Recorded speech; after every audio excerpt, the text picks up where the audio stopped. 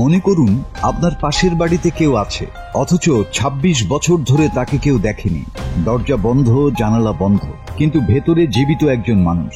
এমন ঘটনাই ঘটেছে আলজেরিয়ায়, যেখানে এক নারী নিজের ঘরে বন্দী ছিলেন পুরো ২৬ বছর। কিন্তু কেন, কি ঘটেছিল তার জীবনে? ১৯৯৯ সাল, মাত্র ১৭ বছর বয়সের এক কিশোরী নাম নাদিয়া। জীবনের প্রথম বড় ব্যর্থতা, উচ্চ মাধ্যমিক পরীক্ষায় ফেল। সেই ধাক্কা সামলাতে না পেরে নাদিয়া নিজের ঘরের ভেতরেই আটকে ফেললেন নিজেকে। দিন যায়, মাস যায়, বছর যায়, আর তিনি থেকে যান অন্ধকার, নোংরা, এলোমেলো এক ঘরের ভেতরে। সংবাদ মাধ্যমে প্রকাশিত ভিডিওতে দেখা গেছে তার ঘরের অবস্থা এতটাই ভয়াবহ, চারিদিকে ময়লা, এলোমেলো কাপড় চোপড়, যে কেউ ভেতরে ঢুকলে চমকে যাবে। প্রতিবেশীরা জানান তার কাছে গেলে তিনি চিৎকার করতেন, এমনকি আঘাতও করতেন। অবিশ্বাস্য হলেও সত্যি, একই বাড়িতে তার ভাই বোনরা থাকতেন, তবুও তাকে সাহায্য করতে পারেননি কেউ।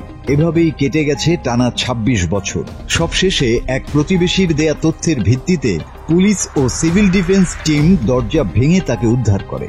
এখন নাদিয়ার বয়স ৪৩, চুল সাদা হয়ে গেছে, মুখে জমে উঠেছে দীর্ঘ নিঃসঙ্গতার ছাপ। এই ঘটনা দেশ জুড়ে আলোচনার ঝড় তুলেছে।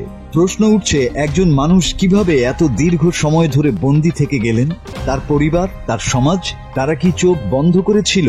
নাদিয়ার গল্প কেবল এক নারীর কষ্ট নয়, এটি এক নির্মম আয়না, যেখানে ফুটে ওঠে মানসিক স্বাস্থ্য, পরিবার আর সমাজের ব্যর্থতা।